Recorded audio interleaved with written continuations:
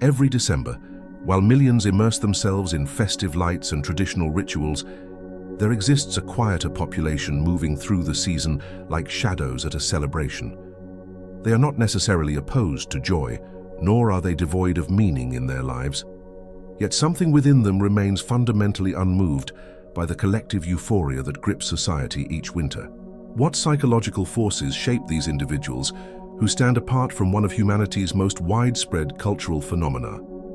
Carl Jung, the Swiss psychiatrist who mapped the hidden territories of the human psyche, offers us a profound lens through which to understand this phenomenon. His theories on individuation, the shadow and collective consciousness, reveal that those who don't celebrate Christmas may not be rejecting joy itself, but rather answering a different call from the depths of their unconscious. Every December, while millions immerse themselves in festive lights and traditional rituals, there exists a quieter population moving through the season like shadows at a celebration. They are not necessarily opposed to joy, nor are they devoid of meaning in their lives. Yet something within them remains fundamentally unmoved by the collective euphoria that grips society each winter. What psychological forces shape these individuals who stand apart from one of humanity's most widespread cultural phenomena? Carl Jung, the Swiss psychiatrist who mapped the hidden territories of the human psyche, offers us a profound lens through which to understand this phenomenon. His theories on individuation, the shadow and collective consciousness, reveal that those who don't celebrate Christmas may not be rejecting joy itself, but rather answering a different call from the depths of their unconscious. Jung introduced the concept of the collective unconscious, a layer of the psyche shared by all humanity, populated with archetypes, universal patterns and symbols that shape our experiences.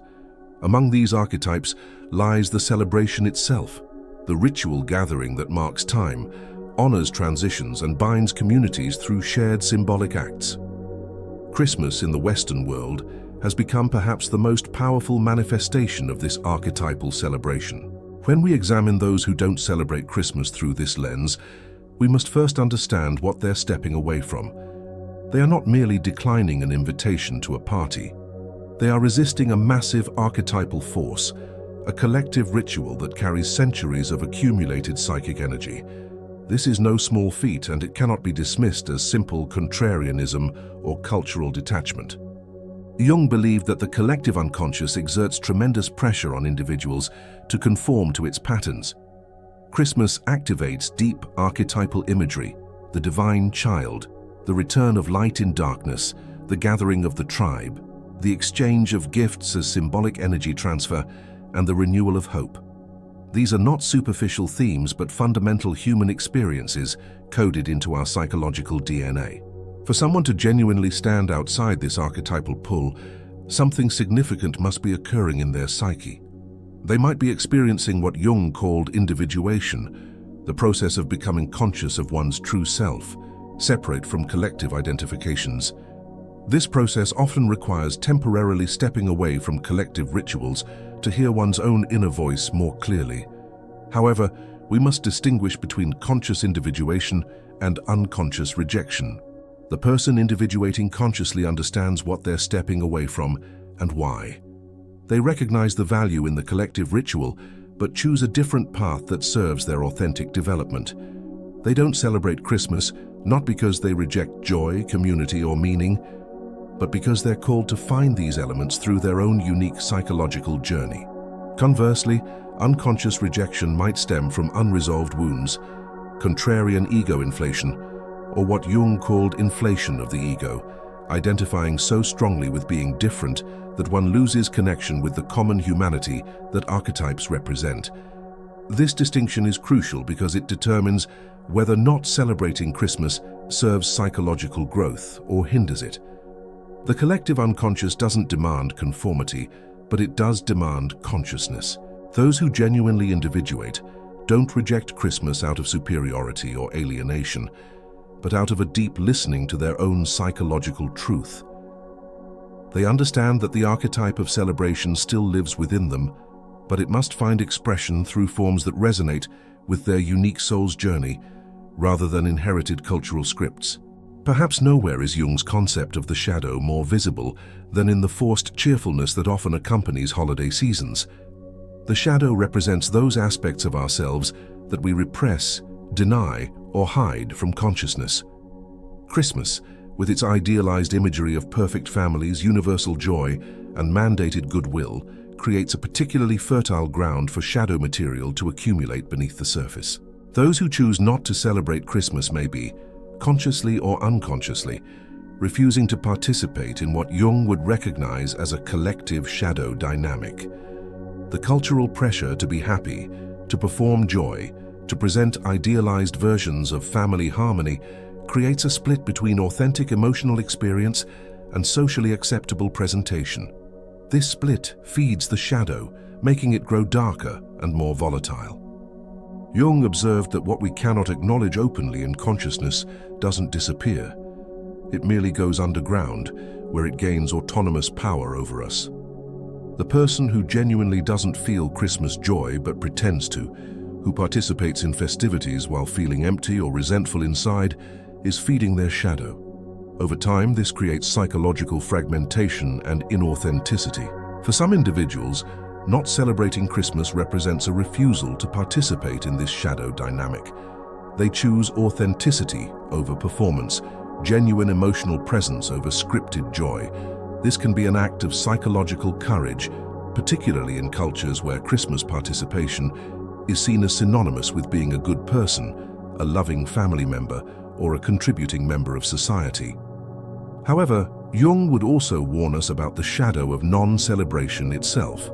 The person who takes pride in not celebrating, who judges others for their participation, who uses their non-celebration as evidence of their superiority or enlightenment, has simply inverted the shadow dynamic. They've made a new identity out of rejection, which is just as unconscious as blindly accepting every cultural tradition without question. The truly individuated response to Christmas, from a Jungian perspective, isn't about whether one celebrates or doesn't celebrate. It's about the consciousness one brings to the choice. Can you choose to celebrate without losing yourself in collective inflation? Can you choose not to celebrate without inflating your ego with your difference? Both paths require psychological maturity and self-awareness. The shadow thrives in extremes and in unconsciousness. The person who genuinely understands their relationship with Christmas, who has examined their motivations, integrated their shadow material around family, tradition, consumerism, and belonging, can make an authentic choice. Whether that choice involves celebration or abstention, it will be rooted in psychological wholeness rather than fragmentation or reactivity. Individuation for Jung was the central task of the second half of life, becoming who you truly are rather than who society, family, or collective expectations demand you to be. This process inevitably involves periods of standing alone, of differentiating yourself from the collective, of finding your own symbols and rituals rather than automatically adopting inherited ones. Those who don't celebrate Christmas may be undergoing a necessary phase of individuation. They may need to step outside the collective ritual in order to discover what genuinely holds meaning for them. This separation from collective participation can feel deeply uncomfortable, both for the individual and for those around them who interpret the choice as rejection or judgment. Jung emphasized that individuation requires what he called the courage to stand alone. This doesn't mean isolation or misanthropy. It means the psychological capacity to differentiate your truth from collective truth, to honor your inner voice, even when it diverges from the chorus of social expectations. For someone raised in a culture where Christmas is ubiquitous, choosing not to participate requires precisely this kind of courage. The individuating person recognizes that collective rituals, while valuable for many, may not serve their particular path toward wholeness. They understand that meaning cannot be borrowed or inherited. It must be discovered or created through direct engagement with one's own unconscious. For such individuals, Christmas may feel psychologically hollow, not because they reject its values, but because they need to find their own way of embodying those values. However, Jung was clear that individuation is not the same as individualism. Individualism is ego-driven, focused on being special or different for its own sake. Individuation is self-driven, oriented toward becoming whole and authentic. The individuating person who doesn't celebrate Christmas isn't trying to make a statement or prove anything. They're simply following an inner necessity that they may not even fully understand. This process often involves grief and loss. Stepping away from Christmas means stepping away from shared experiences with loved ones, from childhood memories and family traditions, from a sense of belonging to the collective rhythm of society. The individuating person must be willing to endure this loss in service of something deeper, the integration of their true self.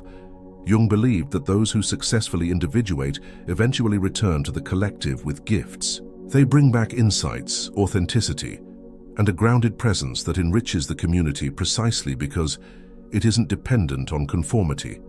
The person who doesn't celebrate Christmas but has done so through genuine individuation may eventually find new ways to connect with others that honor both their authenticity and their human need for belonging and shared meaning. Jung often spoke of the psyche's need for symbolism and ritual, not as empty traditions, but as containers for numinous experience, encounters with the sacred or transcendent dimensions of existence. For those who don't celebrate Christmas, the question becomes, what rituals and symbols carry meaning for them? How do they mark the passage of time, honor their need for renewal, and create space for the sacred in their lives? The winter solstice, which Christmas originally overlay with Christian symbolism, represents a profound psychological metaphor, the darkest point before light returns. In Jungian terms, this is the descent into the unconscious, the dark night of the soul, the necessary period of withdrawal before rebirth. Some who don't celebrate Christmas may be more authentically engaging with this archetypal winter experience, precisely because they're not covering it with the bright lights and forced cheer of conventional celebration. Jung emphasized that psychological growth often requires periods of darkness, confusion, and stripping away of old identities. Winter, psychologically speaking, is not a problem to be solved with festivity, but a necessary season to be honored.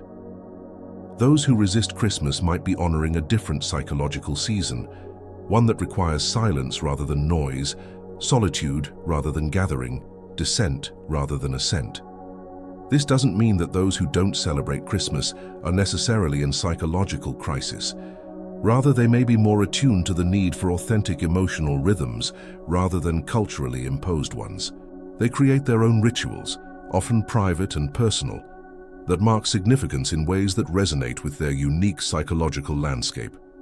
These might include nature-based practices, creative projects, meditation, or simply the radical act of being present with whatever genuinely is, rather than what should be. Jung believed that modern society had lost touch with the psychological function of ritual, reducing it to social performance rather than genuine transformation. From this perspective, someone who doesn't celebrate Christmas but engages deeply with their own psychological process may be more ritually alive than someone who goes through the motions of celebration without inner engagement.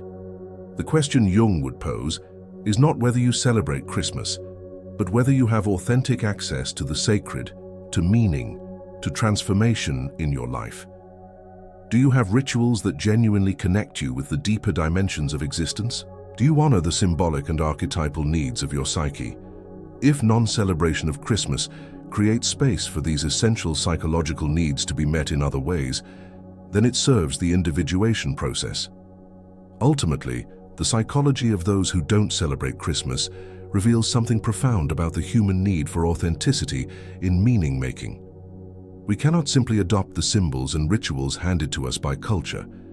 We must find those that genuinely speak to our soul. For some, Christmas provides this. For others, the path to psychological wholeness requires different symbols, different rituals, different ways of marking the sacred in the midst of ordinary life. Jung taught us that the psyche demands authenticity above all else. Those who genuinely don't celebrate Christmas, who have examined their motivations and found their choice rooted in individuation rather than reactivity, are following a legitimate psychological path. They remind us that collective rituals, however beautiful or meaningful for many, cannot substitute for the personal encounter with the sacred that each soul must undertake in its own way. Perhaps the deepest wisdom here is that consciousness matters more than conformity. Whether you celebrate Christmas with your whole heart or abstain with equal integrity, the question remains, Are you living from your authentic self or from borrowed meanings that don't truly fit your soul? Jung would invite each of us to ask this question not just about Christmas, but about every aspect of how we move through this mysterious existence. The examined life, as always, remains the path toward wholeness.